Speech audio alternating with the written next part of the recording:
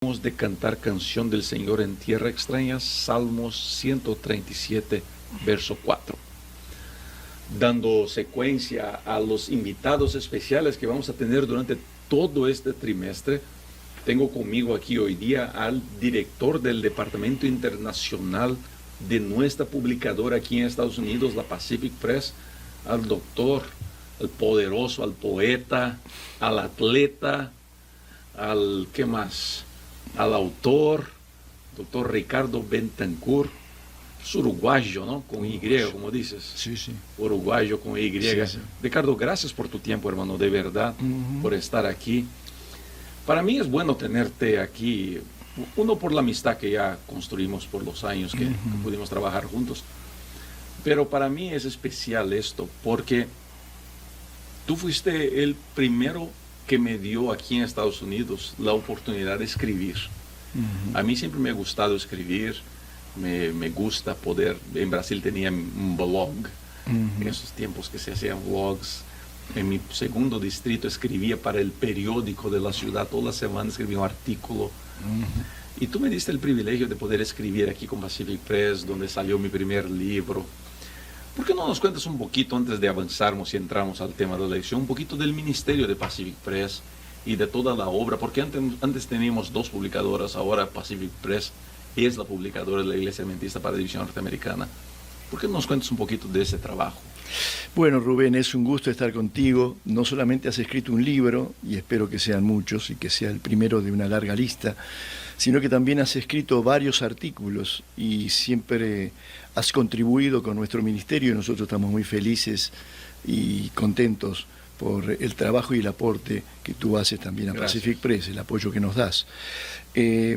Nuestra editorial fue fundada por Elena de White y Jaime White en el año 1874 y es partner de la Universidad de Andrews.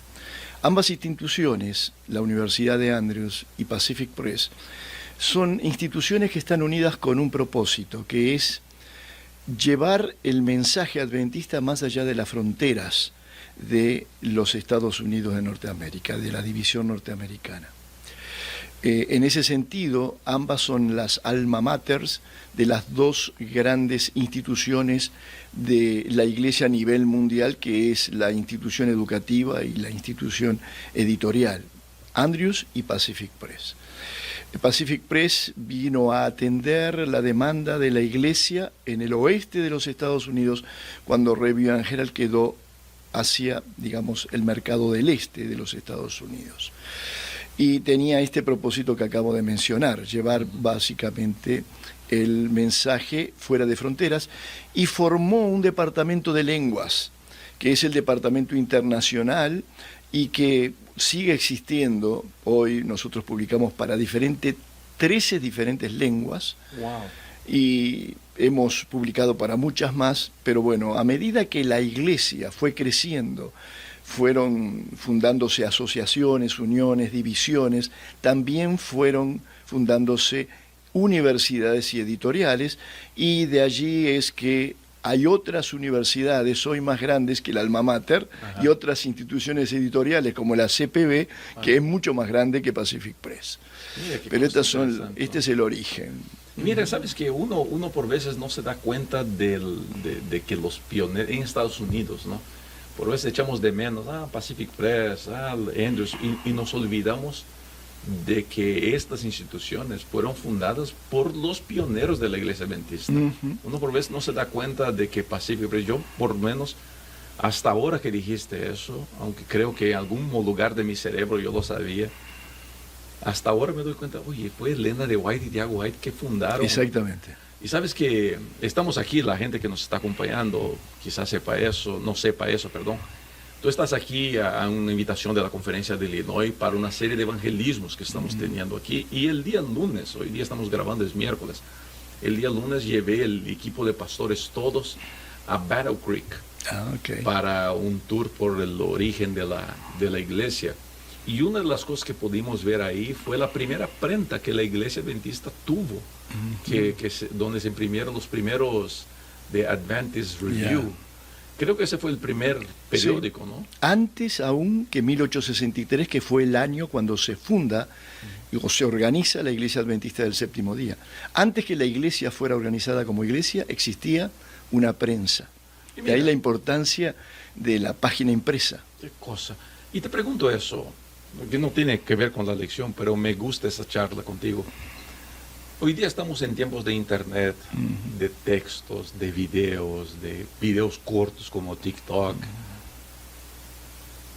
¿Crees que la página impresa va a sobrevivir a toda esta revolución?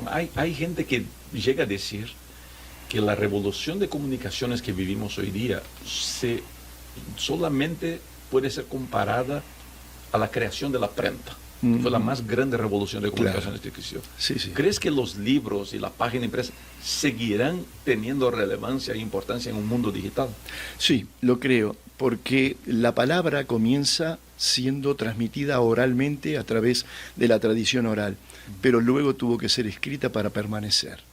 Entonces, la gran revolución que comienza con la modernidad, que es precisamente Gutenberg y el invento de la prensa, es la que da precisamente la posibilidad de publicar en muchos idiomas la palabra de Dios y de llenar el mensaje, o mejor dicho, el mundo con el mensaje de todas las religiones cristianas y no cristianas también.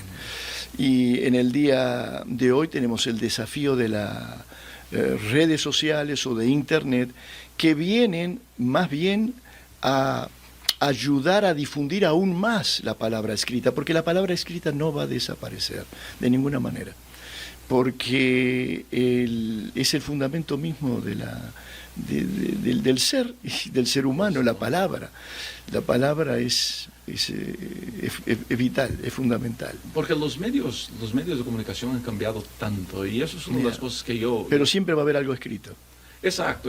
Y aún eso el libreto de una película y el de un audio siempre va a ser algo escrito. Antes, lo que la gente no se da cuenta es de que antes de hacer un video, primero hay que hacer un guión. Exacto. Hay que hacer un guión, y sin guión no hay película. Sí, porque esos signos que nosotros llamamos palabras y que están tipográficamente impresos en un papel blanco, esas palabras son palabras, y las palabras no pueden desaparecer, porque somos precisamente comunicación y palabra.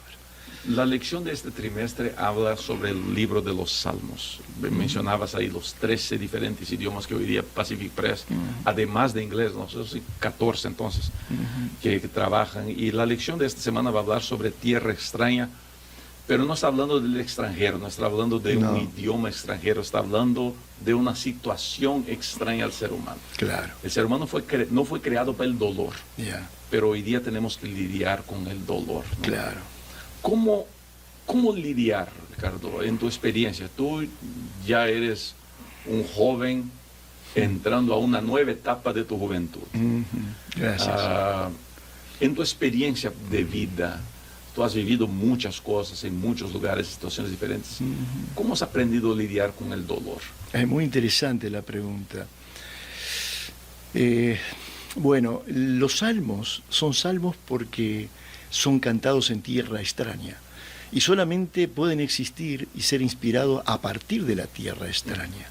Yo creo que el dolor es la mejor escuela. Nadie aprende del placer y la bonanza, sino del dolor y el sufrimiento. Nadie aprende del placer y la bonanza. Exacto. Nadie aprende.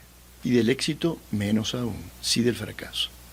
Sabes que yo he escuchado estos días eso de que el dolor, los errores son grandes maestros. Absolutamente. En tu vida, ¿cómo ha sido eso para ti como ministro, como padre, como ahora abuelo, ¿no? Ya, claro. Tengo que lidiar con la diferencia entre el dolor y el sufrimiento, que son diferentes. A ver. El dolor es inevitable, el sufrimiento sí es evitable. Yo como ser humano tengo que padecer dolor. Mi madre padeció dolor para darme a luz y yo mismo sufrí. Mi hija hasta los 17 años yo no sabía.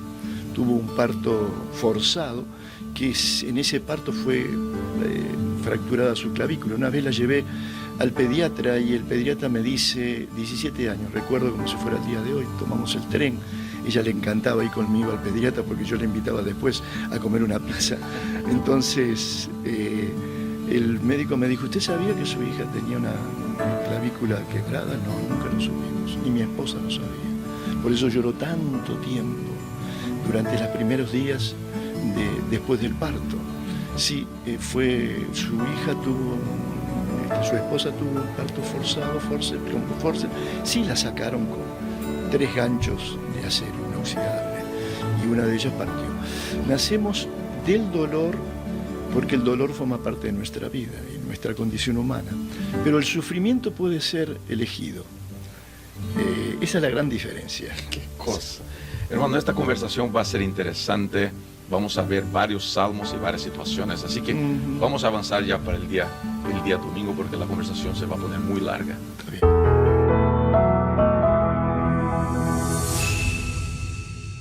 Ricardo, vamos a comenzar este estudio el día de domingo, porque vamos a hablar sobre, la autora pone el conflicto entre Dios y los poderes del mal como una de las tierras extrañas. Vamos a comenzar leyendo la Biblia. Yo creo que es importante leer el Salmo donde la autora propone la idea. Yo voy a comenzar a leer, usted, querido amigo, puede acompañar en pantalla. Yo voy a leer Salmo 74 de los versos 18 al 22. Dice así: acuérdate de esto, que el enemigo ha afrentado a Jehová, y pueblo insensato ha blasfemado tu nombre. No entregues a las fieras el alma de tu tórtola, y no olvides para siempre la congregación de tus afligidos. Mira al pacto, porque los lugares tenebrosos de la tierra están llenos de habitaciones de violencia. No vuelva avergonzado el abatido. El afligido y el menesteroso alabarán tu nombre. Ahora vamos a acompañar Salmo 79, los versos 5 a 13. ¿Hasta cuándo, oh Jehová, estarás airado para siempre? Arderá como fuego tu celo, derrama tu ira sobre las naciones que no te conocen y sobre los reinos que no invocan tu nombre, porque han consumido a Jacob y su morada han asolado. No recuerdes contra nosotros las iniquidades de nuestros antepasados, vengan pronto tus misericordias a encontrarnos, porque estamos muy abatidos. Ayúdanos, oh Dios, de nuestra salvación. Por la gloria de tu nombre, y líbranos y perdona nuestros pecados, por amor de tu nombre. Porque dirán las gentes, ¿dónde está su Dios? Sea notoria en la gente delante de nuestros ojos la venganza de la sangre de tus siervos que fue derramada. Llegue delante de ti el gemido de los presos, conforme a la grandeza de tu brazo, preserva a los sentenciados a muerte, y devuelve a nuestros vecinos en su seno 7 tantos de su infamia con que te han deshonrado, oh Jehová.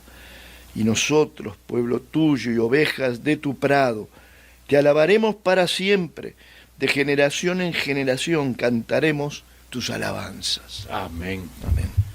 Hermano, la tierra extraña comienza en la separación que se hizo del hombre para con Dios. Fuimos creados para estar en presencia de Dios. Fuimos creados para adorar 24/7. El pecado nos alejó de Dios y hoy día vivimos ese dolor de la separación de Dios. Ahora, lo que la autora de la lección acaba llevando es de cómo nuestras malas decisiones no solamente impactan nuestra vida, pero impactan el nombre de Dios. Exacto. ¿Qué podemos aprender de ese concepto? ¿Cómo podemos desarrollar eso en nuestra vida? ¿Cómo podemos entender bien nuestra necesidad de acercarnos a Dios para cerrar ese espacio que un día se creó? Interesante. Esta expresión de este salmo que acabamos de leer tú y yo, es expresión de una autoconciencia o de una conciencia del poeta y del autor respecto de quién es él. Porque no puede saber quién es Dios si no sabe quién es Él. Y luego, sabiendo quién es Dios, sabrá quién es Él. Esta conciencia de humildad profunda lo lleva a preocuparse por el mismo Dios, que no habiendo vengado y protegido a los suyos, es causa de la mofa y de la burla de sus enemigos. O sea, primero Dios. Primero Dios en el corazón, porque para el salmista lo más importante es Dios, más importante que la propia vida y que su propia vida. Y entonces en ese contexto él ve la realidad de sí mismo, ve la realidad de su pueblo, ve la injusticia y le reclama a Dios que se salve él a sí mismo, en la persona de su pueblo, y que se acuerde de aquellos que han sido fieles. Es un reclamo de justicia de alguien que antes amó a Dios que a sí mismo. Es interesante ese concepto, porque en la vida religiosa que llevamos y en la realidad de las iglesias, no solamente la iglesia adventista, a la cual nosotros nos servimos, pero la religiosidad que toma cuidado del mundo hoy día, esa dedicación a Dios pasó a estar en segundo plano. Perfecto. Tú lo acabas de decir. El yo. El yo. El mito del legalismo se funda en el yo, en el ego. El ego se concibe a sí mismo como origen de su propio, de sí mismo, como origen de sí mismo y como origen de su poder en el mundo. Y por eso creamos la civilización, y la religión es un producto de la civilización. Cuando la religión como producto de la civilización tiene al yo en el fundamento, tenemos la religión que es el opio de los pueblos. Y tenemos que en el mismo monte donde el Señor dio el sermón de la montaña, Mateo 5 al 7, debajo se asesinan judíos y palestinos hasta el día de hoy. Es la historia de la humanidad, es la historia del ego. El mito del ego. El tema es creer que uno es el origen de sí mismo y que uno puede todo. Jeremías 10:23. No es al hombre determinar sus pasos, sino a Jehová. Esta conciencia que tiene David en sus salmos respecto de que él es nada delante de Dios y que su vida más vale sea nada para que Dios sea todo, es el principio de la fe. Y es ahí, esa tierra extraña que la autora propone, cómo la separación de Dios que nosotros tenemos hoy día, estamos separados, nos separamos, nos alejamos de Dios por nuestros pecados. Cómo eso ha sacado a Dios completamente del centro de nuestra vida y ha puesto al ego. Nunca como en nuestros tiempos. Vemos gente buscando tener razón, más que amor a su prójimo, más que misericordia a los que sufren. Perfecto. No, es mi iglesia, es mi creencia, es mi doctrina, es mi político, es mi manera de mi sistema. Exacto. Y la gente se olvida de que no estamos aquí por el yo. No. Estamos por un Dios sobrenatural, grandioso, misericordioso. ¿Por qué es tan difícil entender eso? Es la vida. Es el problema de los que han sido llamados pero no han sido escogidos. Yo muchas veces me pregunto si yo he sido escogido. Y muchas veces el otro, yo, el alter ego, me dice, quédate tranquilo, que si te preguntas vas por buen camino. No creas que has sido escogido. Por eso pregúntate y duda si has sido escogido. Es el gran problema. Esto es vital en la experiencia del ser humano. Y no es una cuestión menor. Es fundamental, porque determinará nuestra redención en el mundo. Yo no pienso en la redención como ir a tomar mate y a pelear con mi esposa en el cielo. Pienso en la redención como ese instante divino en mi corazón que justifica haber vivido, porque lo dice el David en sus salmos. Un instante contigo vale 1000 años fuera de tus atrios. ¿Está claro? Es decir, es esa eternidad que penetra en nuestro propio tiempo y que nos hace plenos. Es ese amor profundo que no se puede analogar. A veces simplificamos hablando de él. Yo también me sacrificaba caminando 15 kilómetros para ver a mi enamorada. No tiene nada que ver con eso. Es mucho más que eso. Es infinitamente más que eso. Y me llama la atención es el hecho de que nosotros pudiéramos vivir un poquito de esa eternidad en tierra. Por supuesto. Lucas 4. Ha llegado el reino de Dios. Y se enojó también los fariseos cuando escucharon eso de Jesús, porque Jesús puso la fe en otros que no eran ellos. Wow. Fíjate que son todos hombres y personas que menciona Jesús en el gran sermón del templo en la sinagoga de Lucas 4, y personas como digamos, frutos de la fe, digamos, como origen de la fe. y como que viven la fe de personas que no eran israelitas precisamente, que no eran judías, eran paganos algunos de ellos, muy paganos. La vida corre por otros andariveles de lo que pensamos que corre a través de la religión formal, que es un veneno. Hermano, tenemos mucho que hablar. Yo creo que esa idea de poner a Dios en nuestro corazón, en el trono de nuestra vida, antes que el yo, puede parecer una religión vacía o muy suavecita, pero no tiene idea la gente de la profundidad ficticia, y el dolor de eso. Ficticia y cobarde, puede ser interpretada como tal. Porque cuando yo menguo, como menguó Juan el Bautista delante del Señor, mi yo es muy pequeño, y como nosotros tenemos que adorar el yo y darle lustre al yo, cuando hacemos una cosa así, nadie nos cree, ni nosotros creemos en aquel que lo hace. No nos gusta la humildad del corazón, no la humildad hispana que nosotros impostamos con ahorita, sí, le ponemos diminutivo, esposita, ¿qué cosa más esposa? ¿Cómo está tu esposita? No, esa humildad hispana tan nuestra, no. La humildad real, que es la conciencia de que no hay nobleza si antes no me doy cuenta de que quién es Dios y quién soy yo. No le hagamos más propaganda a Dios, por favor. No le hagamos más propaganda a Dios. Más bien hagamos un silencio. La lección habla del silencio. Sigamos adelante, no te quiero tomar, porque tendrás algo que decir. No, vamos, porque tenemos que pasar al día lunes. Tenemos mucha cosa que hablar y esta conversación se va a poner sumamente interesante.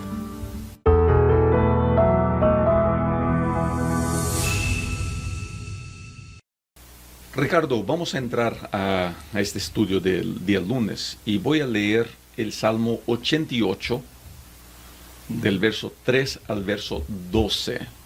Usted puede acompañar en pantalla del verso 3 al verso 12, dice así: porque mi alma está hastiada de males y mi vida cercana al Seol.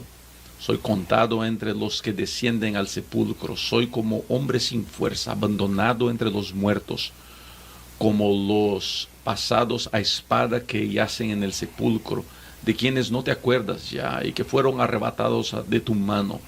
Me has puesto en el hoyo profundo, en tinieblas, en lugares profundos. Sobre mí reposa tu ira y me has afligido con todas tus ondas. Has alejado de mí mis conocidos, me has puesto por abominación a ellos.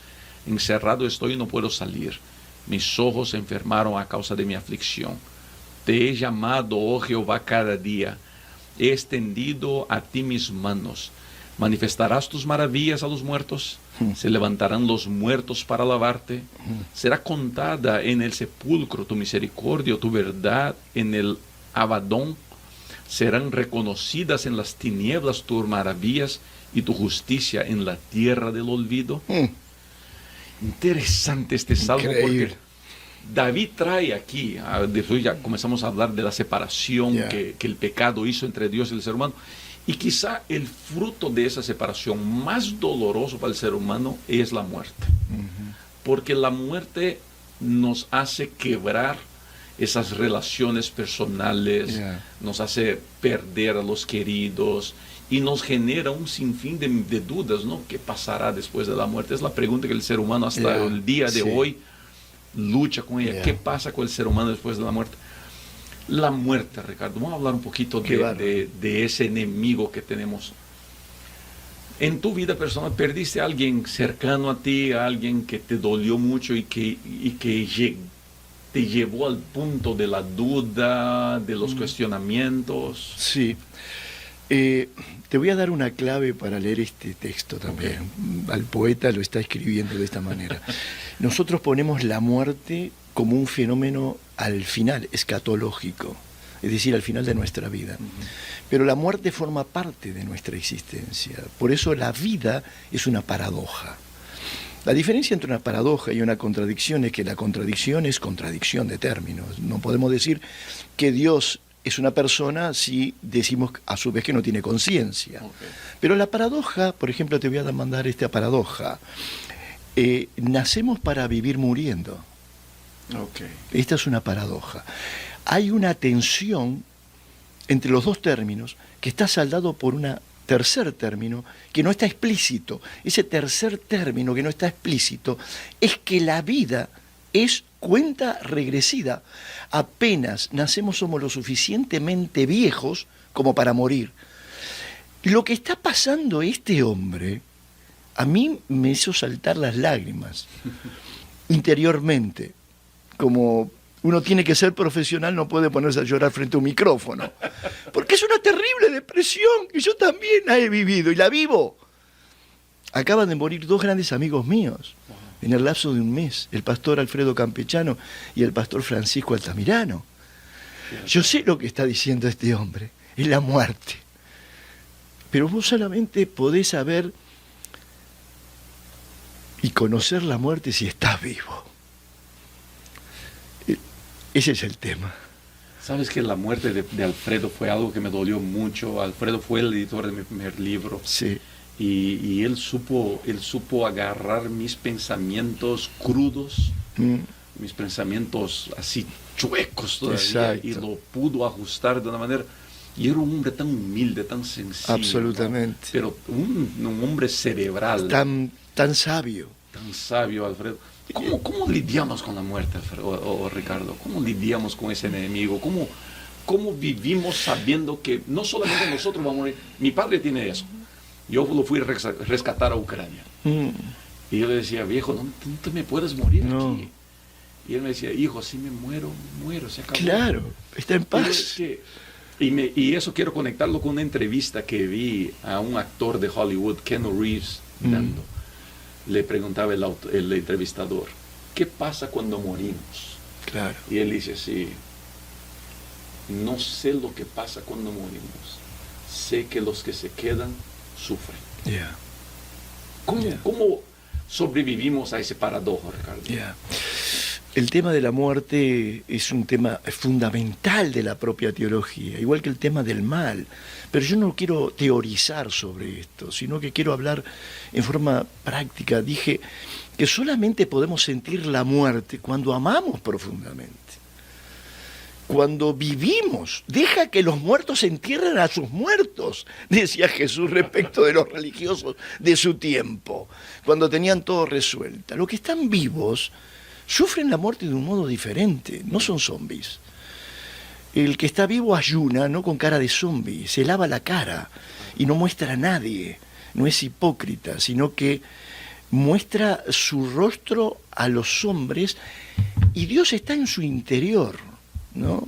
Fíjate vos, San Mateo capítulo 6, me explota la cabeza con textos bíblicos. Mateo 6, Jesús está hablando de la hipocresía y habla de la limosna, de la oración y del ayuno. Y el común denominador es, no hagáis nada para la justicia de los hombres, para ser vistos por. La vida comienza con Dios en el alma y en el corazón. Y cuando Dios está en el alma y en el corazón y está la vida, la muerte se absorbe con discreción y con fe. No desaparece en absoluto el dolor y la angustia. Es profundo. Es posible llorar con fe. Claro, pero además aprender desde ese llanto. Uno aprende desde el llanto profundo y sincero, desde la nobleza de saber que uno está vivo porque ha amado.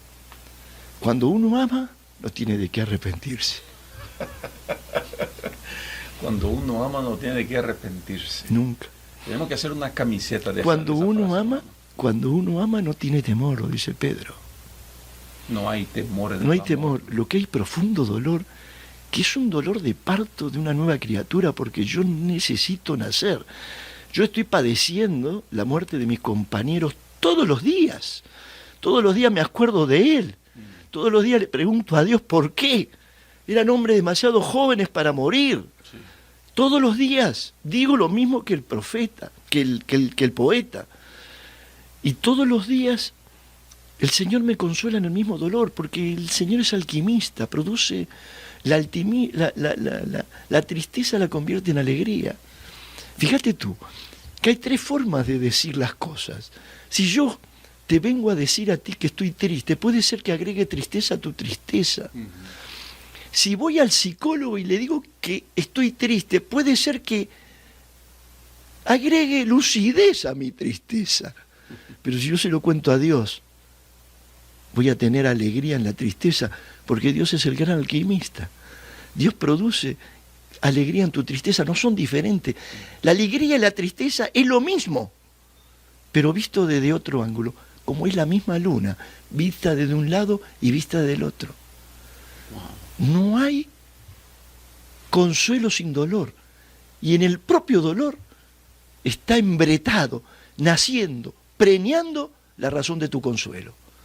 Y en tu propia tristeza está preñada la razón de tu alegría.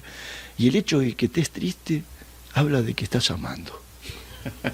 Y ahí otra vez volvemos a lo que estábamos hablando. Por eso los salmos terminan así. Comienzan con tristeza y terminan con alabanza y alegría.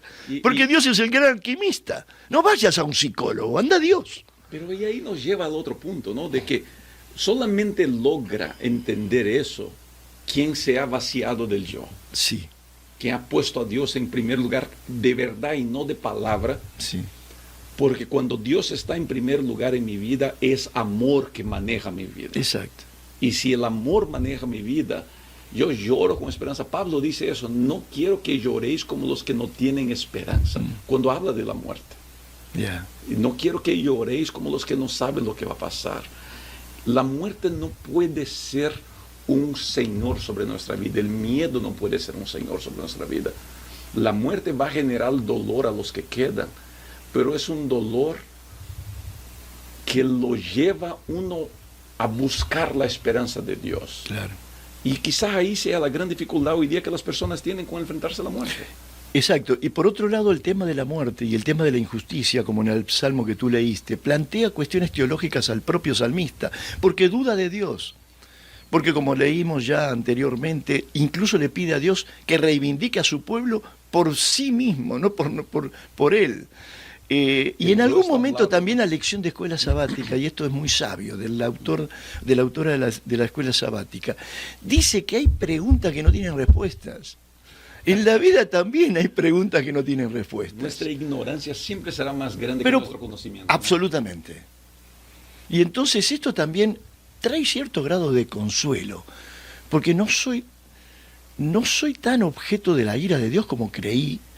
Esto tiene que ver también con la culpa. A veces nos culpamos más de la cuenta, más de lo que Dios quiere que nos culpemos. Es nuestro afán de buscar culpables para todo. Exactamente. Si no lo encontramos afuera, lo encontramos exactamente. adentro. Y nos castigamos sin la menor necesidad. Nunca fue plan de Dios de castigues así. Exacto.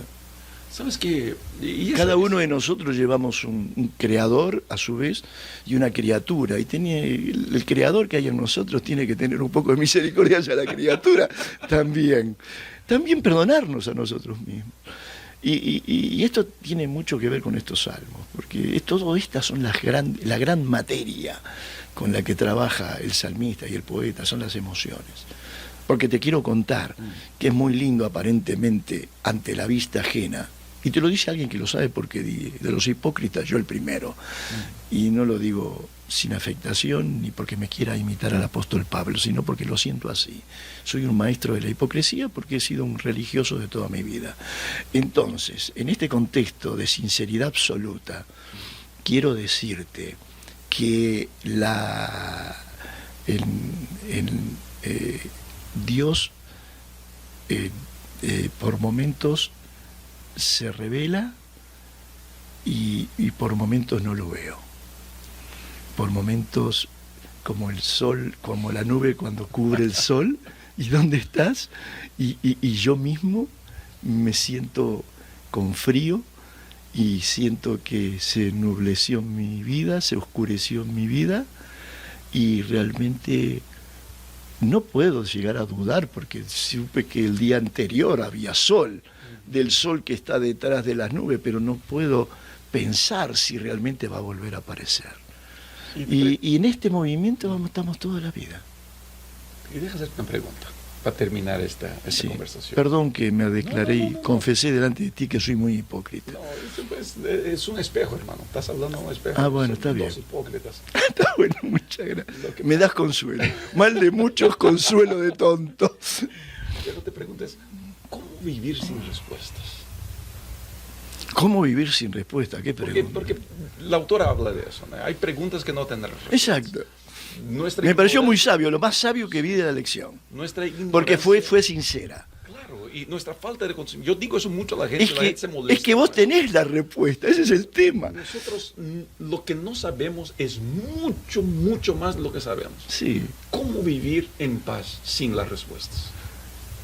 Es que hay respuesta, es que está la respuesta. Un amigo me dijo, últimamente estoy haciéndole demasiadas preguntas a Dios y por eso estoy pensando que estoy siendo cada vez más escéptico y cada vez creo menos en Él. Wow. Y entonces yo le dije, justamente eso, el que te preguntes es un síntoma y un signo de que eres un hombre de fe. Genial eso, ¿no? Porque la fe es esto. La fe es esto, es también preguntarse y es también ver lo que uno no puede ver. Para el hombre de fe ve el amanecer antes que ocurra. Y esto es algo que lo sentís en lo profundo del corazón, y cuando estás muy angustiado, mirás ese día luminoso, cuando el Señor te dijo, no, es por acá, para no te olvides que sigo estando contigo en medio de las tinieblas, aunque ande en valle de sombra y de muerte, lo dijo David en el Salmo 23, no temeré mal alguno porque tú estarás conmigo. Él sabía que Dios estaba con él en medio de la aflicción, aunque no lo veía. Ese salmo es magnífico, es un salmo que me llena los ojos de lágrimas, porque, wow, este tipo está acá presente conmigo. Aunque uno no lo sienta y no lo vea. Claro, cuando digo este tipo, estoy hablando de David, ¿no? No estoy refiriéndome a Dios, no, obviamente. Pero yo ahora me refiero a Dios. ¿Cuántos momentos en nuestra vida la muerte o el dolor semejante al de la muerte nos hizo pensar, estoy solo? Yeah. Pero aunque rechace, aunque no crea, aunque no vea, aunque no sienta, no hay un momento, nada me puede separar de ese amor poderoso y maravilloso Amén. Que venció las cadenas de la muerte. Amén. Exactamente. Y te quiero decir algo, es precisamente esa condición que nos hace darnos cuenta que nadie nace en este mundo del mundo, sino de la vida. Cuando nacemos de la vida, por eso yo le digo a los hermanos, yo no nací el 30 de abril de 1953, sino el 17 de noviembre de 1972, cuando entregué mi vida a Cristo.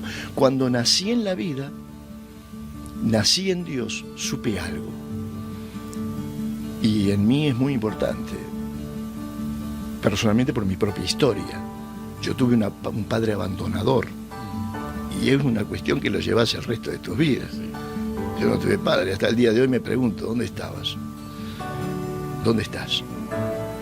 Y el Padre Nuestro viene a ayudarme porque, dice Jesús, no llames padre a ninguno que está aquí en la tierra, porque no hay padre, hay un solo Padre, que es el Padre Celestial. Cuando tenés esta dimensión metafísica de la realidad, es una dimensión ontológica, profunda, que incide también en tu psiquis. Entonces, vos te das cuenta que has sido objeto del amor divino en esa revelación. Y la pregunta es la misma que tú te hiciste, que escuché que dijiste alguna vez. ¿Por qué yo, Señor, si habían 3 hermanos? Así.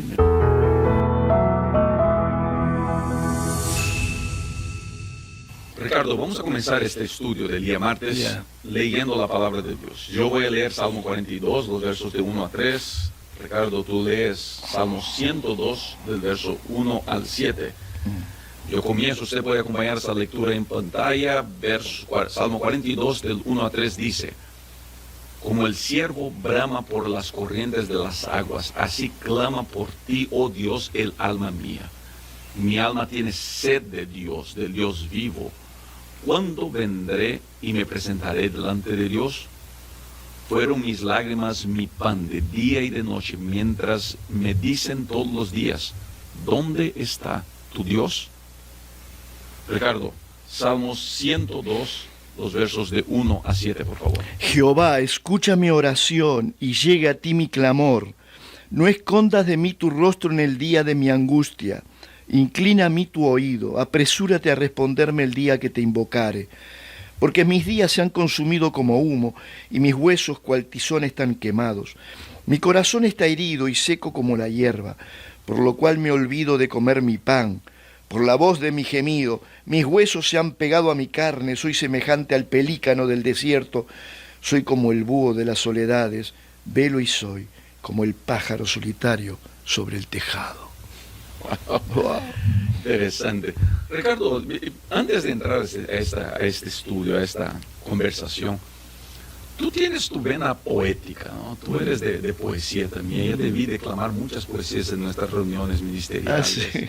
¿De dónde te nació lo poeta? ¿De dónde te nació esa de escribir poesía? Yo sé que escribes poesía. Sí, la poesía nace en mí como una vocación de poner en síntesis pensamientos de orden filosófico, ¿no? Por ejemplo, cuando yo terminé de leer La crítica a la razón pura, digo, ¿cómo la entiendo? La crítica a la razón pura, la puse en un verso. Ave que hiendes tus alas en el viento, crees que volarías mejor en el vacío. Tus límites determinó el filósofo de Königsberg, Emmanuel Kant. Es un libro difícil, es una catedral gótica, es un libro espantosamente aburrido, pero fundamental para toda la modernidad y luego para el surgimiento de todo lo que conocemos y vemos hoy como ciencia, tecnología, etc. El tema del conocimiento. Y lo que está queriendo decir Kant es que la razón hiende sus alas en el viento, en la atmósfera, en el viento, ¿no? Y cree que puede volar en el vacío, o sea, más allá del viento, más allá de la atmósfera. Y ese es el impulso de la razón humana. Pero entonces, lo que es el límite de la razón es el comienzo de la fe. El vacío es el comienzo de la fe. Lo que no alcanza la razón no significa que la fe sea irracional, ni pueda ser incomprensible. Significa que la fe pone como objeto de conocimiento cosas grandes y ocultas cuando clamas a Jehová. Jeremías 33:3. Entonces la poesía surge como una forma de... Porque ¿sabes qué es la poesía? La poesía es la esencia de la literatura. Como yo soy muy vago y no me gusta escribir novelas, porque hay que estudiar demasiado. Y después los personajes, y además ensayos son muy aburridos. Veo una idea y la trato de poner en pocas palabras. Eso es la esencia. Y cualquiera lo puede hacer. Oh, no, yo no tengo duda de eso. Es una de las cosas que he aprendido en mi vida, no hay alguien que no pueda hacer algo. Por supuesto. Hay alguien que no quiere hacer algo o que no quiere aprender. Absolutamente. O principal, no quiere pagar el precio. Ok, ponernos en una narrativa. Bueno, ahora con la inteligencia artificial hasta podés ser payador. Pero podés poner en una expresión narrativa, en un pensamiento tuyo, y luego darle forma estética. Y ya vas a tener un poema. Es la esencia. Y no te vas a olvidar de esa idea porque la dijiste estéticamente, con belleza. La belleza, la verdad y el bien van juntos. Interesante, ¿no? Mira, vamos a hablar sobre el silencio de Dios, ¿no? Los textos que leímos de manera muy poética presentan momentos donde el salmista busca a Dios y parece que Dios no le contesta, parece que Dios no le habla. ¿Cómo podemos vivir estos momentos? Por imaginarnos las personas que nos escuchan ahora, o las miles de personas que ya cruzaron por tu camino, por mi camino. ¿Cuántas de estas personas dejaron la fe, abandonaron completamente la idea de fe, porque en algún momento buscaron a Dios y sintieron que Dios no les contestó? Exacto. ¿Cómo lidiar con esa experiencia? Bueno, comenzamos estas conversaciones acerca de la lección de escuela sabática y particularmente los salmos, hablando del lugar donde está nuestro yo.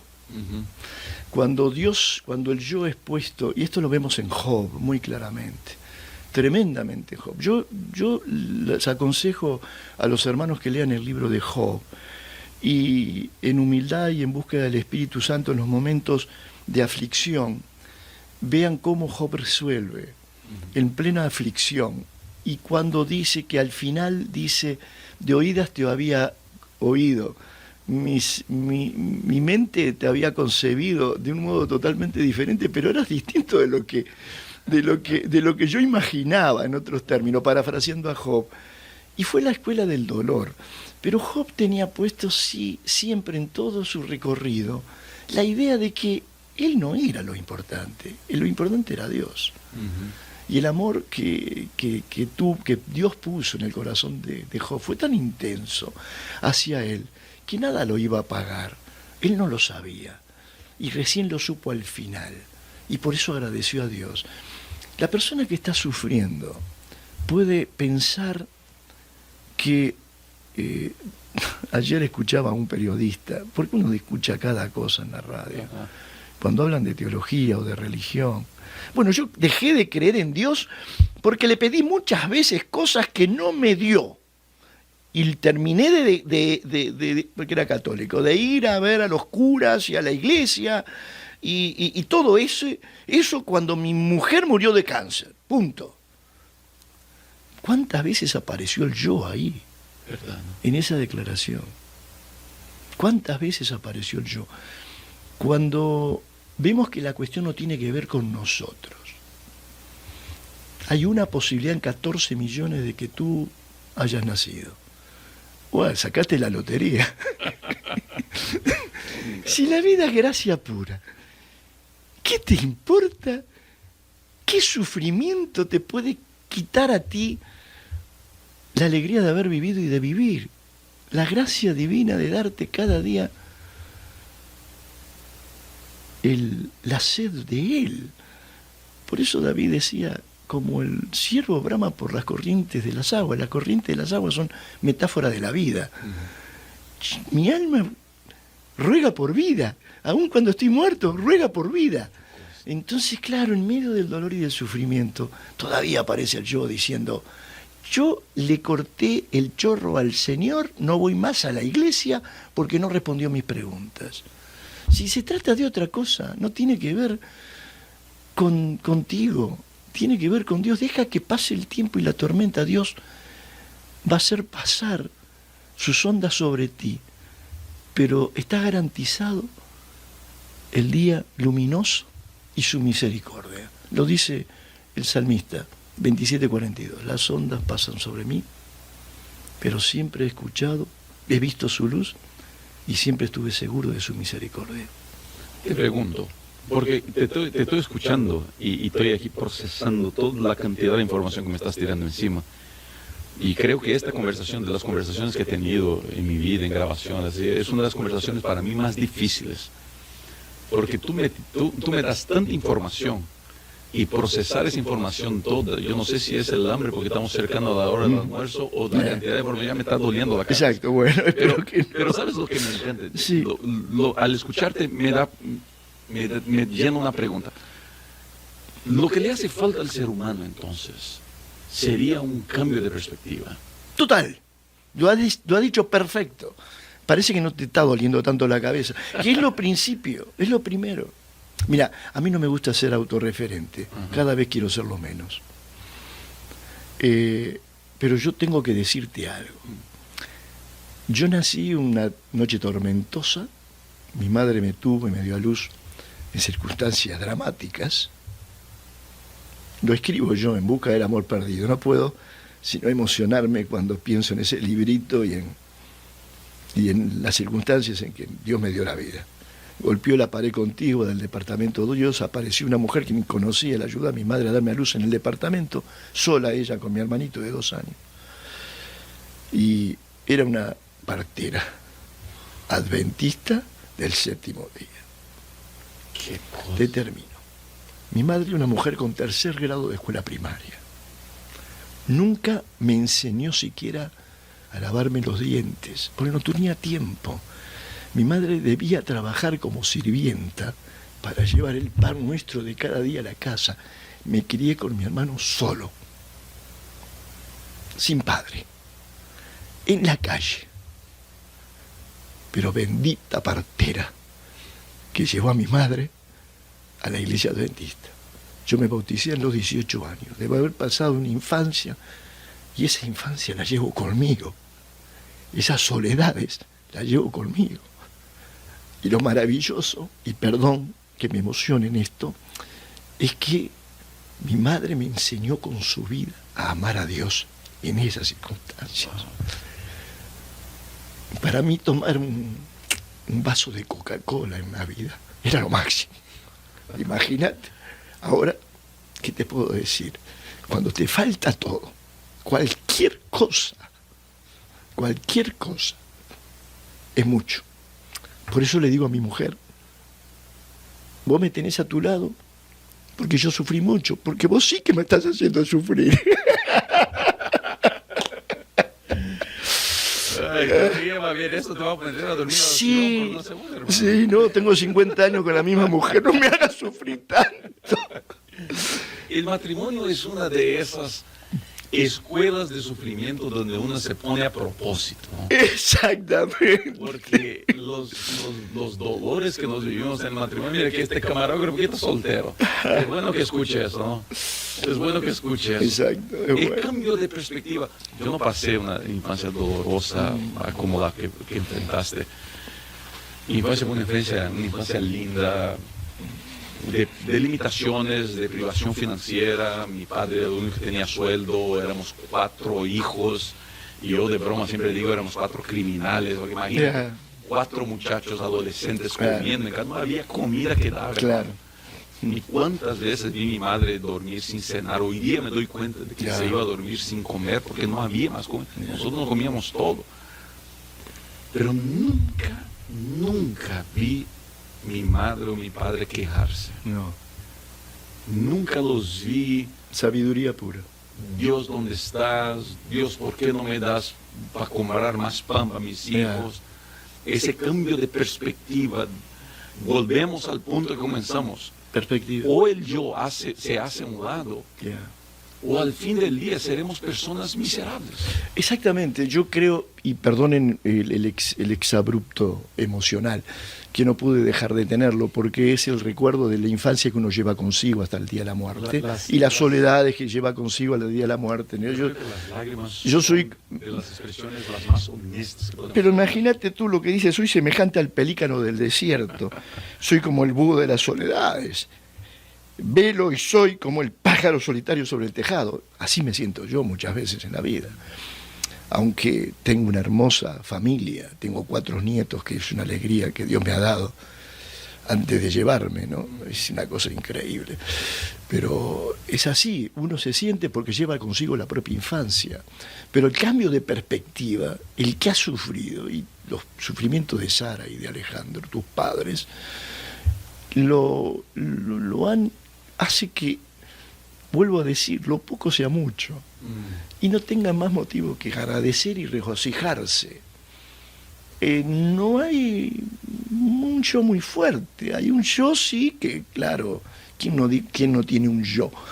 Sí, pero es un yo sabio que sabe que es muy frágil y que se esconde en Cristo, es lo que decía Pablo.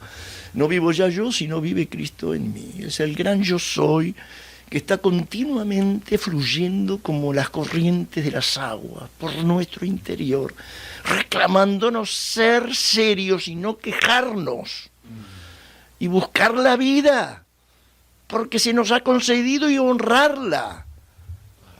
Y esto no tiene nada, absolutamente nada que ver con la adscripción a ninguna doctrina, tiene que ver con la vida, que es antes que toda interpretación hermenéutica. Tiene que ver con entender la esencia de quién es Dios. Acá viene el segundo mito del legalismo, la sustitución de la experiencia en vida con Cristo por la interpretación de un texto bíblico. Y una interpretación muy chueca y muy sin herramientas. Yo a veces digo, wow, y algunos mejor que no usen la Biblia, porque la usan como un bate de béisbol, ¿no? Para arrancar cabezas. Qué cosa desesperadora, ¿no? Y qué cosa tonta. Cuando yo llegué al Colegio Adventista del Plata, veía como algunos pastores eran unas máquinas de darles palos a los mormones y a los testigos de Jehová. Y digo, bueno, se imitan, pues no hay cosa peor que imitar al enemigo, que digamos que llamar al enemigo. Cada uno tiene el enemigo que le corresponde. Claro. Y entonces si vos te lo inventás al mormones sos igual que los mormones y que los testigos de Jehová. Entonces, qué cosa tonta, la vida pasa por otro lado. Y la experiencia con Cristo pasa por otro lado, y la interpretación de la verdad para dar palos a los mormones y a los testigos de Jehová. Deja hacer una pregunta que sin querer apretarte el dolor de la niñez. Ya. Pero tú mencionaste que creciste solo, tú, tu hermano batallando, tu mamá luchando por ustedes, y un papá completamente ausente, una figura, un sujeto que nunca estuvo.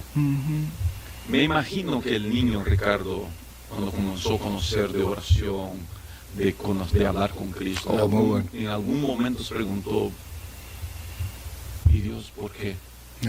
Sí. ¿Cuándo cambió en ti? Y ese es mi punto, porque todos nosotros cargamos de nuestra niñez traumas que nos moldean de por vida y solamente la gracia nos logra salir. Sí. Ahora, ¿cuál fue el momento que para el niño Ricardo, para el joven Ricardo, se rompió ese molde de cuestiones para poder vivir en paz con la falta de esas respuestas? Cuando pude visualizar la luz en medio de las tinieblas, parece un lugar común lo que te estoy diciendo, o una metáfora demasiado general que no tiene sentido práctico. Desde el punto de vista práctico, fue haber visto también la vida en medio de esa infelicidad. Yo fui un niño feliz. Fui un niño feliz. Mi tío decía, ¿por qué siempre estás riendo vos? Pareces un estúpido. Sí, yo soy muy estúpido. Siempre fui muy, exacto, muy amoroso. Es que así nos tratamos entre la familia, ¿no? Si no, no podíamos ser Bentancur. Y sí, muy feliz. Yo me acuerdo cuando mi madre me llamaba a las 3 de la mañana para ir a buscar la leche con la tarjeta de pobre. Iba a buscar la leche a un dispensario que quedaba como a 40, un almacén que quedaba como 40 cuadras de mi casa. Y tenía que caminar en esas noches de invierno, con un frío y una oscuridad. Y el almacén cerraba a las 4, así que tenía que hacer esas 40 cuadras casi corriendo. Porque después ya se terminaba, habían 2 litros de leche para los pobres, pum, tarjetita de pobre que teníamos, nos marcaban clic, era simbólico lo que nos cobraba el gobierno, creo que eran 10 centavos, una cosa así, en aquellos tiempos, no sé si 1 centavo o lo que fuere. Y yo iba por las calles invernales, temiendo las sombras, ¿no? Pero digo, concéntrate no en las sombras. ¿Y sabes qué hacía yo? Rezaba o oraba el Salmo 23, Jehová mi pastor, nada me faltará algo. Y nunca me pasó nada. ¿Querés que te cuente los lugares donde yo estuve? Porque además uno tiene un poco de vocación suicida y mete las narices donde no debe meter. Yo me metí, mejor después no llego a Pacific Preso, me está esperando el cheque para despedirme sin llegar a contar los lugares donde yo estuve. Siempre el Señor estuvo ahí conmigo. Porque el Señor no te deja si vos te vas a lugares que no va a estar el Señor está en todos lados. Me da risa a mí. Por curiosidad, por mencionarte uno nomás, una vez me fui a un culto de macumba que había debajo de unos puentes en San Francisco y vi que había gente que estaba haciendo macumba y dije, esto... Aquí no sabe que macumba es un tipo de hechicería, de religiones africanas que llegaron a las Américas. Y ahí en el puente de San Francisco digo, a ver, ¿qué es lo que hay acá? Y ahí presencié un culto de macumba y cuando le conté a un amigo me dice, te hubieran podido usar de sacrificio. Dios siempre va a estar contigo. Siempre.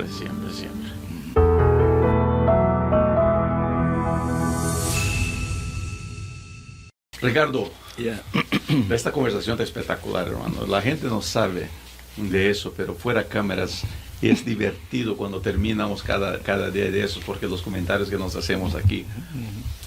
Vamos a entrar a la lección del día miércoles y vamos a entrar al Salmo 77, que es el salmo que nos toca leer aquí. Vamos a leer por lo menos el comienzo de ese salmo. Salmo 77, que es un salmo interesante, un salmo bastante largo, se lo recomiendo leer. Dice así: con mi voz clamé a Dios clamé y Él me escuchará. Al Señor busqué en el día de mi angustia. Alzaba a Él mis manos de noche sin descanso, mi alma rehusaba consuelo. Me acordaba de Dios y me conmovía, me quejaba y desmayaba mi espíritu. No me dejabas pegar los ojos, estaba yo quebrantado y yo hablaba. Consideraba los días desde el principio, los años de los siglos. Me acordaba de mis cánticos de noche, meditaba en mi corazón, mi espíritu inquiría. ¿Desechará el Señor para siempre y no volverá más a hacernos propicio? ¿Ha cesado para siempre su misericordia?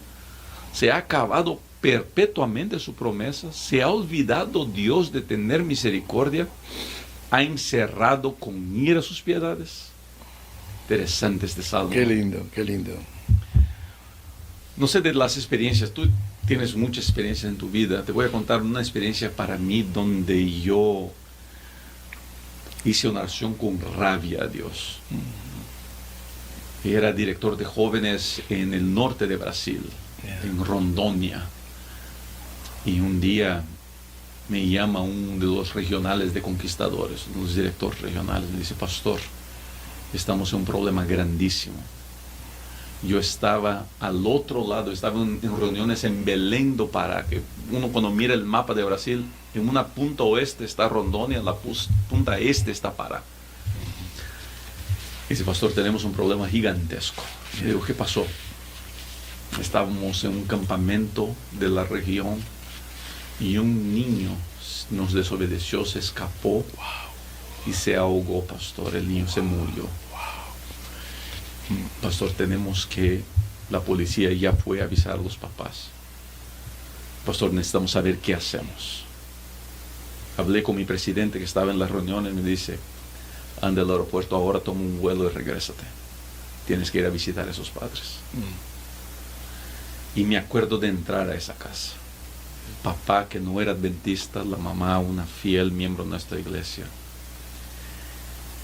Y me pensaba, mientras volaba de Belém do Pará para hacer escala en Brasilia, de Brasilia a Rondônia, pensando: ¿qué puedo decirle a ese papá? ¿Qué le puedo decir? Confía en Dios. Yo soy de alguna manera responsable, porque yo era el responsable por todos los conquistadores. Nosotros somos responsables por la muerte de su hijo de 12 años. Ese hombre nos confió su hijo. ¿Qué le puedo decir yo a ese hombre? Y la sensación que uno tiene es: Señor, ¿dónde están tus promesas? Nos prometiste cuidado, nos prometiste protección. Un niño con toda su vida delante de él. Señor, ¿qué vamos a hacer? ¿Dónde están tus promesas? Ricardo, ¿dónde están las promesas de Dios cuando todo parece perdido? Esa es una gran pregunta, ¿no? La lección dice que ha cambiado Dios. ¿Es posible que Dios traicione su pacto de amor y de protección para con sus hijos? Es una pregunta que no tiene respuesta.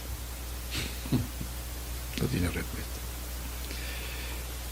Sin embargo, tiene respuesta.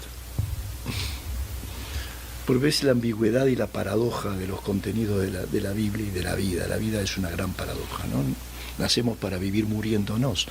Apenas nacemos, somos lo suficientemente viejos como para morir. O sea, esta paradoja es tan profunda. Esa misma familia, ese matrimonio. Es posible, no sé, pero es posible que el padre que no conocía a Cristo haya tenido una respuesta. Pero la madre que sí conocía a Cristo haya tenido otra respuesta. Tenés dos respuestas en el mismo matrimonio, que fue los que unidos concibieron a esa criatura. Pusieron toda su vida y su esperanza en él. Y a los 12 años se muere. Y ustedes no eran responsables porque se escapó. Pero sí es Dios el responsable. Decía Nietzsche, si el Dios Todopoderoso no controla a Satanás, es cómplice con él. Wow. Y si no lo puede controlar, no es todopoderoso. Hay un personaje que se llama Lex Luthor, de una película de Batman and Superman, que fue en el año 2016. No la vi la película, a mí el cine en general me duerme bastante, así que no veo películas, pero leyendo precisamente sobre la declaración que hay un personaje de una película de ficción del siglo XXI que escribieron muchísimo en New York Times, en todos lados, sobre esa película. Lo que más llamó la atención fue la pregunta: si Dios es todopoderoso, no es bueno, y si es bueno, no es todopoderoso. Claro. Por eso lo sé el dato. Pero esto es la cuestión, esto ya Tertuliano se planteaba esto en el siglo III y en el siglo IV. Los padres de la Iglesia se planteaban esto. Si Dios es todopoderoso, no es bueno. Tanto así que hay gente que considera que el Dios del Antiguo Testamento es uno, el Dios del Nuevo Testamento es otro. Exacto. Y si Dios, el tema es que Dios es Dios. Eso es lo que supo Job. Ahora te pregunto, ¿tú crees que Dios es Dios? Llegará un día donde Dios nos explicará estas supuestas fallas de su promesa? La explicación de orden lógica no existe, ¿viste? En este ámbito. Lo que existe es el consuelo. La promesa de la segunda venida de Cristo es el gran consuelo. Es como dice Pablo en 1 Corintios 15. Si no hubiera resurrección, nada de lo que estamos hablando tiene ningún sentido. Entonces yo no sé si habrá respuesta. Lo que habrá es consuelo. ¿Tú esperas que Dios te explique alguna cosa? No. Lo que yo espero que enjugue toda lágrima de mis ojos. Esa es la promesa. Mira, no le pidamos explicaciones a Dios. Dejemos que Dios se explique en nosotros.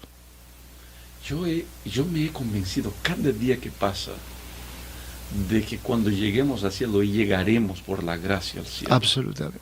Cuando lleguemos al cielo y veamos todo lo que está a nuestra disposición, todo lo que podremos vivir por la eternidad, la alegría. Yo hace 2 semanas fui a llevar a mi madre al aeropuerto. Yo tengo 48 años y todavía vuelvo a casa en lágrimas cuando dejo a mi madre o mi padre al aeropuerto. Cuando lleguemos al cielo y el concepto de despedirnos deje de existir, yo creo que las explicaciones perderán importancia. ¿Cuánta gente yo escucho diciendo: yo quiero llegar al cielo para que Dios me explique el porqué de esto? Y yo pienso en mi corazón, cuando lleguemos al cielo, ¿qué me va a importar? Que perdí el trabajo, que murió. Ahí está. Yo enterré mi mejor amigo cuando tenía 19 años, Ricardo. Se murió en un accidente de autos. Yo cargué el cajón con su cuerpo adentro. Sí. Cargué a punto de sangrarme la mano, porque ese día estaba 3 meses estudiando en la Universidad de Teología y le tenía rabia a Dios de ver mi colega de habitación. Sí, yo recuerdo ese incidente. Fíjate, yo tengo más pasado que futuro, así que vos tenías 19 años y yo tengo unos cuantos años más que vos, pero recuerdo eso. Y me duele todo eso. Y cuando llegue al cielo, yo me acuerdo su papá, el señor Nemías, me diciendo así: Rubén, yo quiero llegar al cielo para que Dios me explique, porque mi único hijo que no se enveredó por la drogadicción, por el alcohol, por las parrandas, que había dedicado su vida a ser un predicador. Yo había separado parte de mi ganado para venderlo, para comprarle una tienda y parlantes para que fuera a hacer evangelismo donde fuera. Y se me muere. Exacto. Y yo quiero llegar al cielo para que Dios me explique por qué. Y yo pienso hoy día, ese día cuando él me preguntó eso, yo tenía 19 años, yo no tenía ninguna posibilidad de respuesta para darle. Hoy día, 30 años después, yo miro hacia atrás y digo: cuando llegues al cielo, señor Nemías, y veas y abrazas a tu hijo, ya no tendrás explicación. Ya no caberá más explicación. Claro. Dios es Dios, ¿no? O sea que esa conciencia que tuvo Job en medio de su sufrimiento. Mirá que perdió Job, ¿no? Si podría haber pedido explicación a Dios, cuando dejó de pedirle explicación y dejó que Dios se explicara en él, entonces ahí entendió, tuvo la luz. Y Job nunca tuvo esa respuesta, ¿no? Job nunca tuvo una respuesta Nunca. de por qué nosotros sabemos qué pasó. Sí, nunca la tuvo. Pero Job se vio todo perdido, todo recuperado, menos sus hijos. Y algunos llegan a decir que ahí está una de las primeras predicaciones de la resurrección, que Dios le dio todo en doble menos los hijos. Sí. Porque esa otra mitad lo va a recibir cuando Cristo venga. Sí. Rubén, yo quisiera que los oyentes escucharan este mensaje. Porque los salmos tienen esta forma. Comienza con dudas, comienza con angustia, comienza con tristezas y siempre terminan con certezas, con alegría, con consuelo. Qué cosa. Y esto es lo que dice el salmista. Mira, un abismo llama a otro abismo en el rugir de tus cascadas. Todas tus ondas y tus olas se han precipitado sobre mí. Ese padre sintió las olas de Dios. Esta es mi oración. Dios de día envía su amor y de noche su canto para que me acompañe. Siempre, siempre, siempre. Siempre es así. Es interesante cómo Dios se mueve en la vida del ser humano y cómo sería bueno que nosotros volvemos al mismo punto. Y yo sé que va a sonar repetitivo, pero o nosotros entendemos la urgencia de hacer el yo a un lado, Exacto. o pasaremos nuestra vida buscando respuestas donde jamás tendremos. Exacto. Jamás vamos a tener respuestas. No es para una eso. cuestión de entendimiento y de comprensión, es una cuestión de experiencia, de corazón. El alma lo sabe, el alma lo sabe. Así que, gente, lo más urgente de la vida hoy día, y eso es lo que aprendemos de esa aparente falla de las promesas de Dios, es que Dios está cuando se vea o cuando no se vea, cuando se sienta o cuando no se sienta. Y quizá cambiar nuestras muchas dudas por el amor de Dios en nuestro corazón nos ayude a sobrevivir todos los tsunamis que la vida tira sobre todos nosotros. Amén.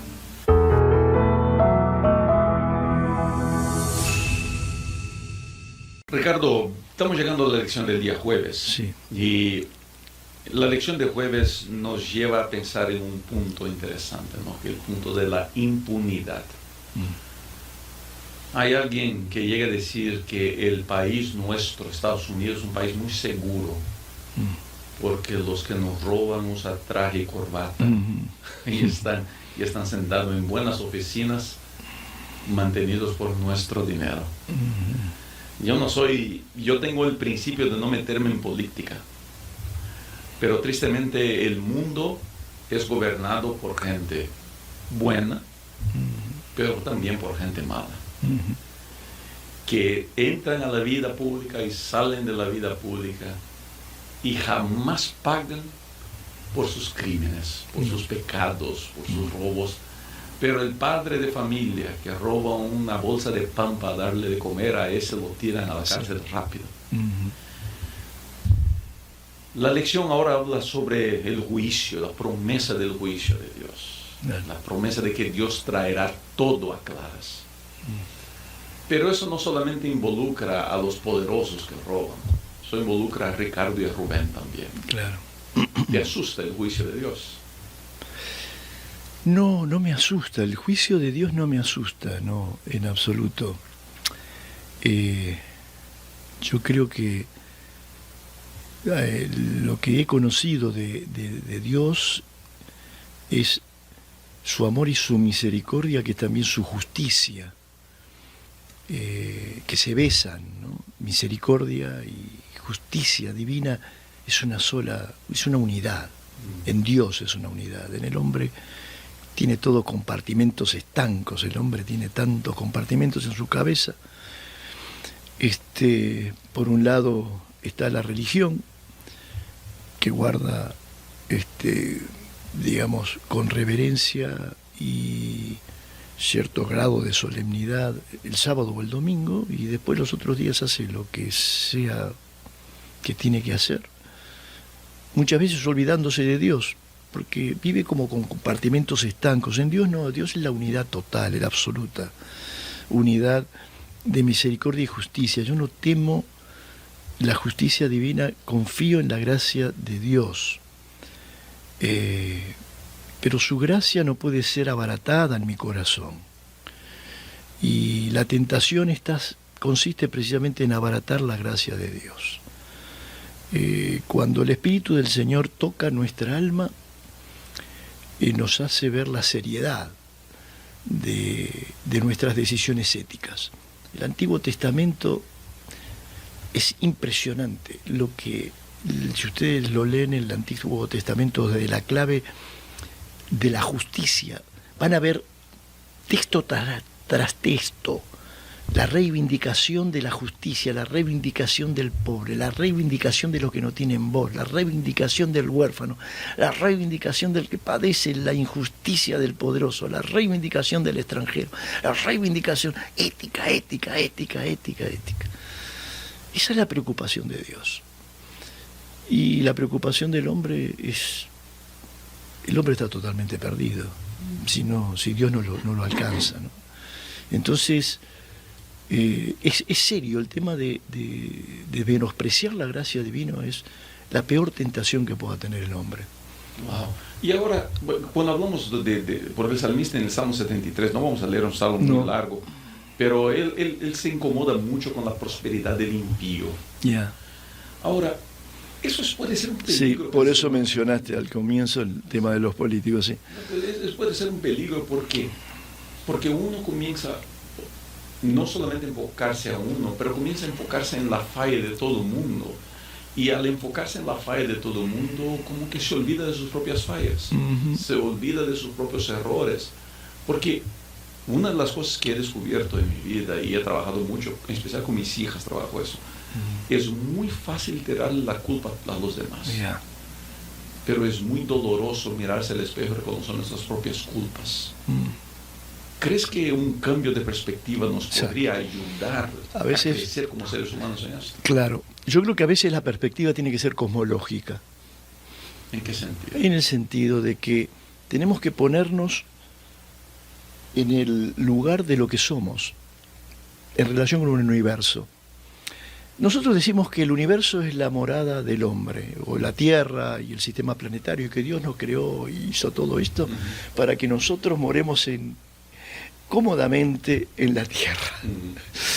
Otra vez el yo.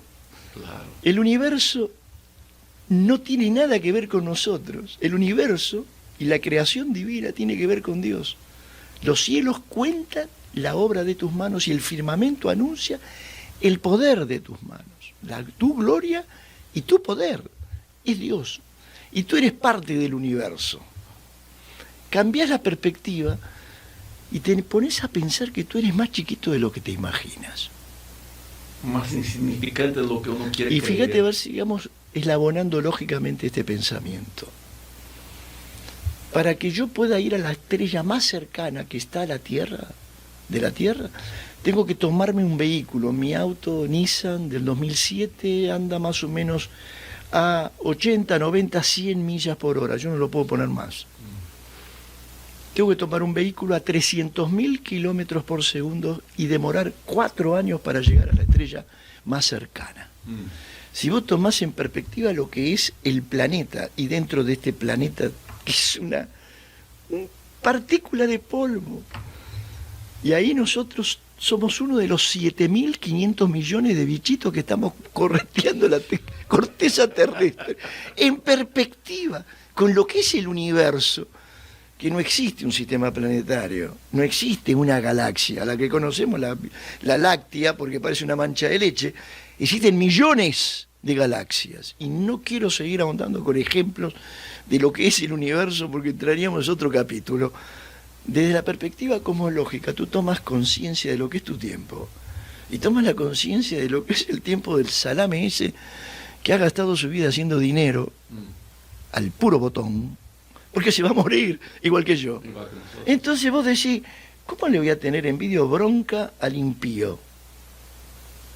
Que Dios se encargue. Claro, lo que te produce bronca, no es envidia, es que Dios no impida que los impíos no sean tan exitosos. Ese es el problema. Y ¿sabés una cosa? Todavía Dios no ha terminado. En perspectiva universal, Dios todavía no ha terminado con todas las cosas. Pero a mí me da mucha risa esa razón, porque uno piensa, el impío, ¿por qué Dios permite que ese impío prospere? Yeah. Pero uno se olvida de que yo soy tan impío como ese uno impío. También. Entonces uno piensa, no. Pero no tanto, ¿verdad? Porque vos no estuviste estafando a la gente más sencilla, robándole sus impuestos, como saqueo, por ejemplo. O tanto. Como el que sea, vamos a poner ejemplos. ¿Qué querés que hablemos de la política argentina? que votaron a un candidato que era ministro de Economía, 250% de inflación, y nunca hubo tanto pobre y lo votaron de todas maneras. Entonces, señor, yo no quiero que los impíos. El tema aquí lo que se cuestiona en el fondo es el tema de la justicia divina. Pero ¿sabés cuál es la respuesta? En mi corazón. Es que así como el universo, los pensamientos de Dios no son nuestros pensamientos. Ni los planes de Dios son nuestros planes. Cuanto más alto son las estrellas que nosotros, tanto más son los pensamientos de Dios respecto de nuestros pensamientos. Mi confianza es que Dios todavía no ha terminado con la historia del mundo. Pero una cosa así, en mi alma yo tengo que tomarla con mucha seriedad, este asunto de despreciar la gracia divina, porque la tentación consiste en esto, en despreciar la gracia divina, y no alcanzar el pecado es no alcanzar la meta que Dios tiene para nosotros, no alcanzar lo que Dios quiere que seamos, no ser lo que Dios quiere que seamos. En ese sentido, claro, tenés razón tú, cuando nos enfocamos en nosotros, estamos lejos de la meta. A mí, yo quisiera ya llegar al final de esta lección recordando algo, porque es muy importante que tengamos en mente perspectivas. Cuando veo mi vida, y el salmista habla de eso, ¿no? Cuando me miro a mí y me comparo ante la creación, ¿quién es el hombre para que de él te acuerdes? El ser humano es tan insignificante, tan granito de polvo cósmico, caminando por este planeta que hace de todo para destruirlo a uno. Pero aún así, y eso es lo apasionante para mí, aún así Dios se dignó en mandar su Hijo para dar su vida por estos granitos de polvo cósmico. Claro. Así que uno, sí, clame por justicia, pero recuerde que estamos vivos por una injusticia. La justicia significa nuestra muerte. Exigir que Dios impida el éxodo del impío puede ser una oración que parece tener sentido, pero deberíamos recordarnos de que nosotros como impíos tenemos la gran recompensa que el universo puede tener para el ser humano, que es la salvación y la vida eterna. Amén. Nosotros no la merecemos, pero la tenemos. Por eso me gusta cuando dijiste, no podemos echar de menos la gracia. No. Y a mí me incomoda mucho cuando queremos sustituir la gracia por nuestras obras. Y eso me molesta mucho, porque uno no se da cuenta de lo diabólico que eso puede ser en la vida de una persona. Es la gran tentación y el gran pecado del hombre. Yo diría del creyente, ¿no? Particularmente, del hombre en general y del creyente en particular, porque él es el creyente que tiene conciencia de Dios. Así mismito es. Vamos, porque te vamos a terminar con el día viernes. Esta conversación fue interesante, Ricardo, tenemos que repetir eso más al futuro.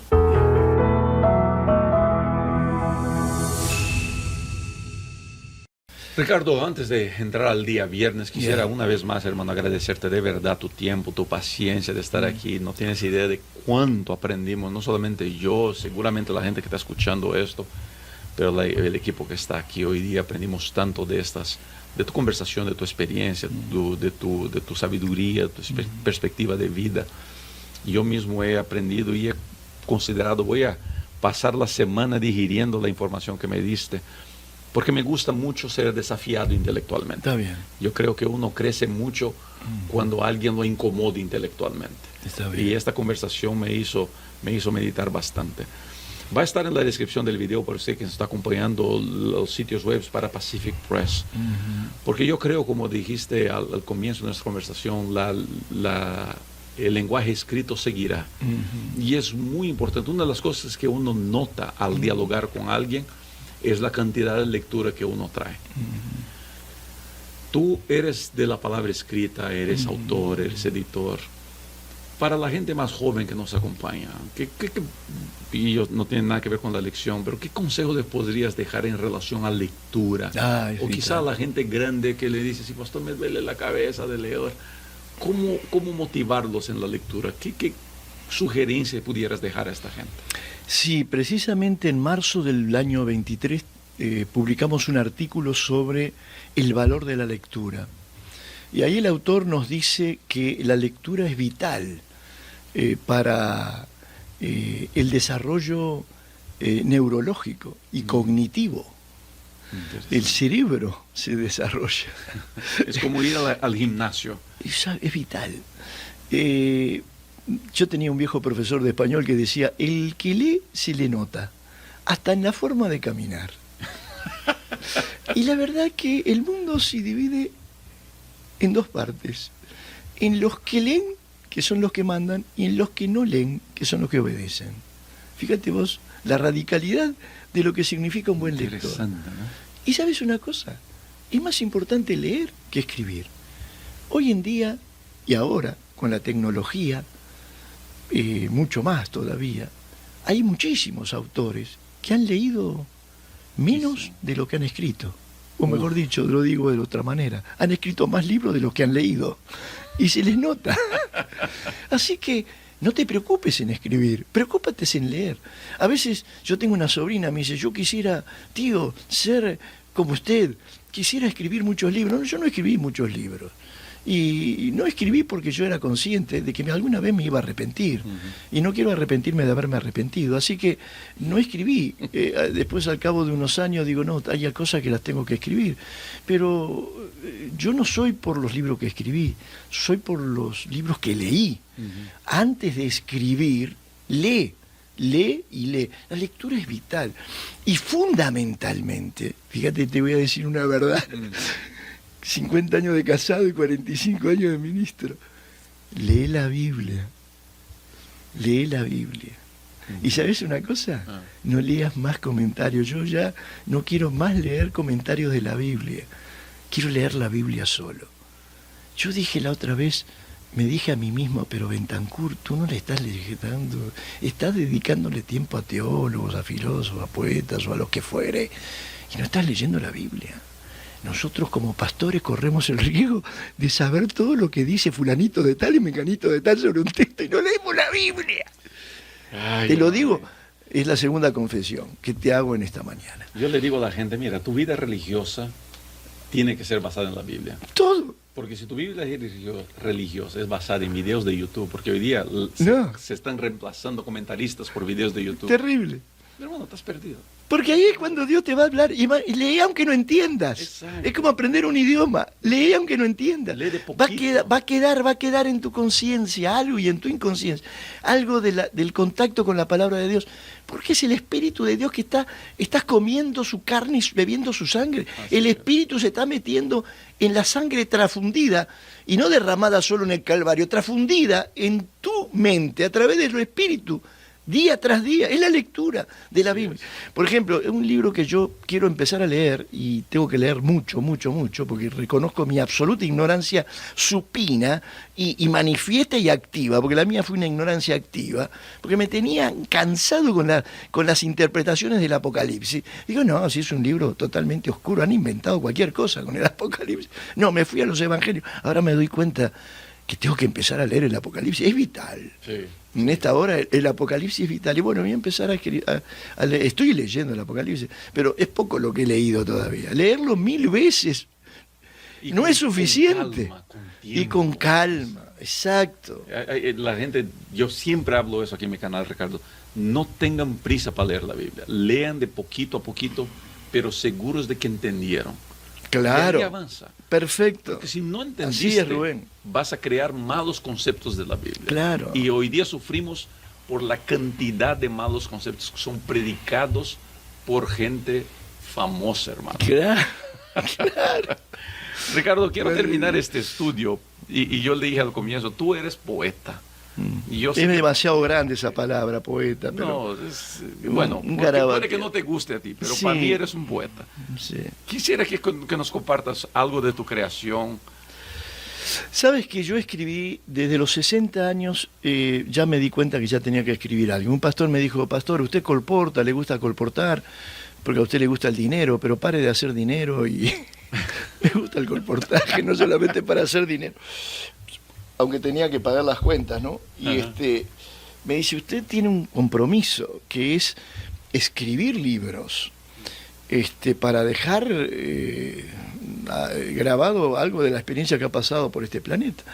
Y ahí que empecé a escribir, el primer libro fue en Busca del Amor Perdido, sobre la oración, el Padre Nuestro. El segundo librito fue Las oraciones más poderosas de la Biblia, una meditación. Luego Las oraciones de mi maestro. Y sigo indagando en el tema de la oración, porque la oración es esencial. La oración tiene que ver con una relación. Cuando yo descubrí que la oración es una semilla implantada en el corazón del hombre, según Santiago 1:21, dice que debemos con humildad recibir la semilla implantada. Dije yo, acá hay un punto filosófico interesantísimo. Interesantísimo. O sea, yo soy conciencia de mí porque hay otro que tiene conciencia de mí. ¿Y quién es ese otro que tiene conciencia de mí? Desde la fe, obviamente, que es Dios, el que tiene conciencia de mí y que yo no me di cuenta. La oración despierta esa conciencia respecto de la conciencia del otro, de Dios de mí.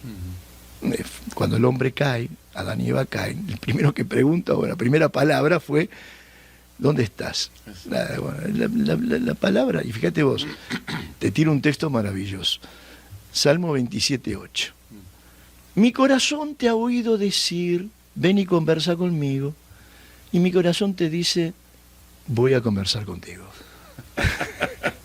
La oración es el llamado de Dios. Genial. Y entonces este llamado de Dios, dije, acá hay un punto filosófico fundamental, y me doy cuenta que en Friburgo hay una escuela fundada por Husserl, que fue el maestro precisamente de Heidegger, y que hoy hay una escuela cristiana fenomenológica que toca el tema de la oración desde la fenomenología, o sea, que toca el tema de la oración desde la perspectiva filosófica. No se crean que la oración es un tema solamente de la teología, sino también de la filosofía. Claro, Y claro. cuando empecé a leer los textos de los alemanes respecto de la oración, dije, wow, aquí hay una cosa. Y ahí escribí el segundo libro, o el tercer libro, que es Las oraciones de mi maestro, hacer cristología a través de las oraciones de Cristo. Wow. Y ahora, en pandemia, ya solo, porque mi esposa quedó varada en Houston, alegremente varada porque estaba mi nieta ahí, le dije al Señor, quiero escribir un librito y que sea distinto, que no tenga que ver con comentarios, ni tenga que ver con mi voluntad, ni tenga que ver con mi razón y con mi entendimiento, que tenga que ver contigo, Señor, en la soledad de la pandemia.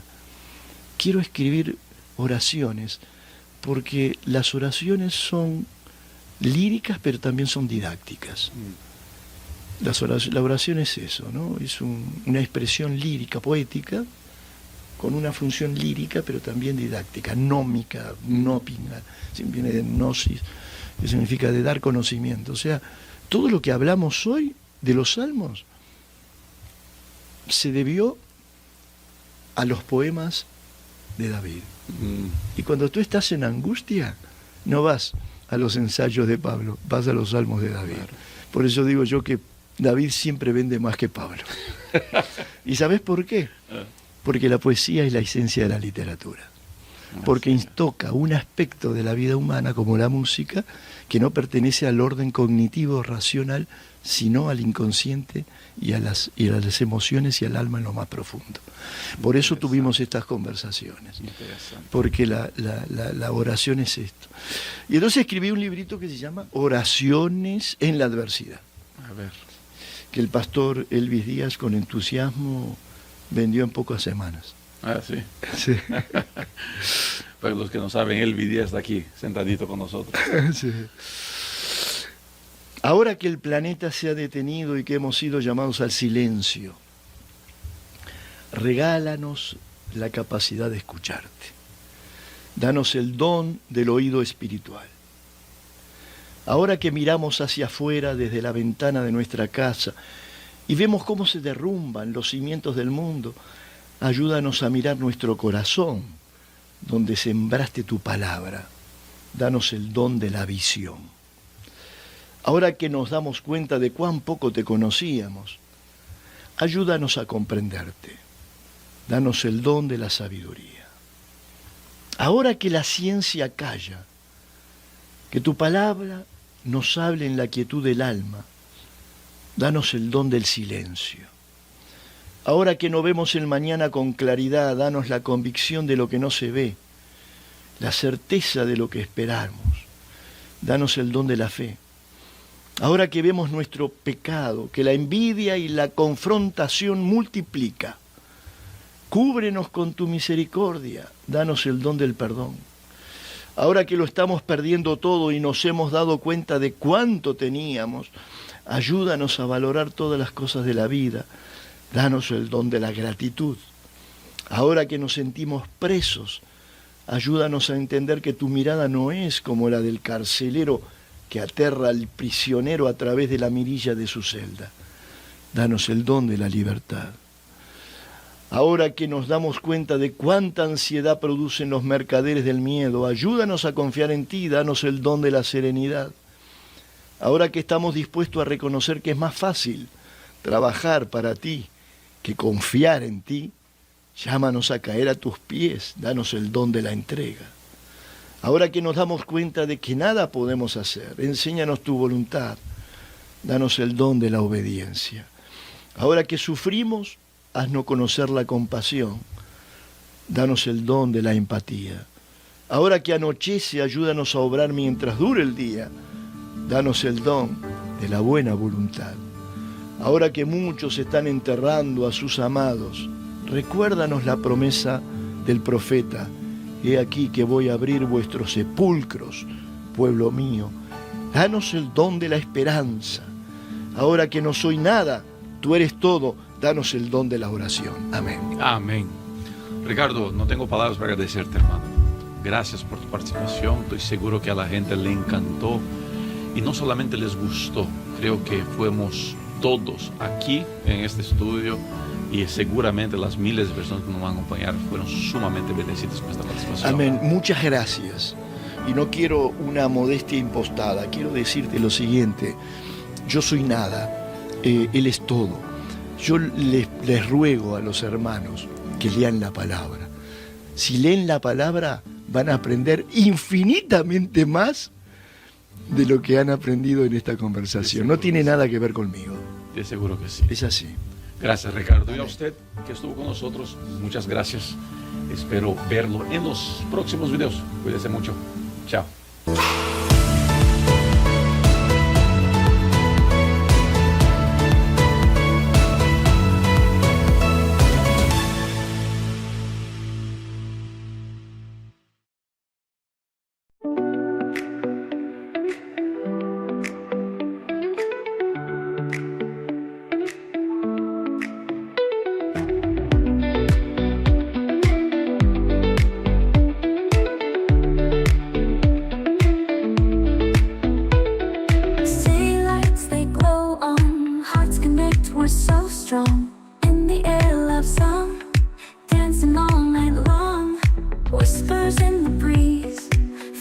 Intertwined with ease, fairy tale comes true. With you I just can't lose. Magical love, it's so real. Every moment I can feel. Sparkling dreams, no need to chase. Found it all in your sweet embrace.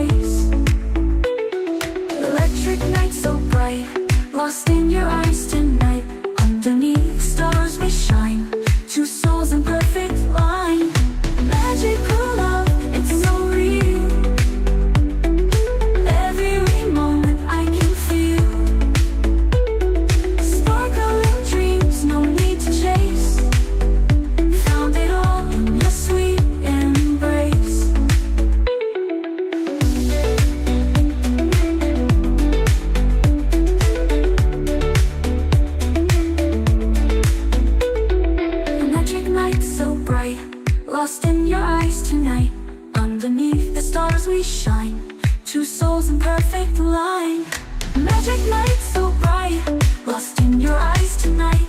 Underneath the stars we shine, two souls in perfect line. Magical love, it's so real.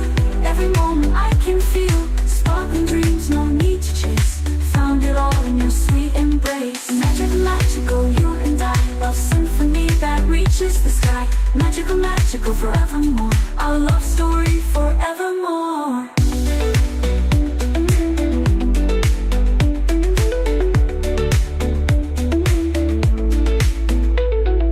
Magic night so bright, lost in your eyes tonight. Underneath the stars we shine, two souls in perfect line.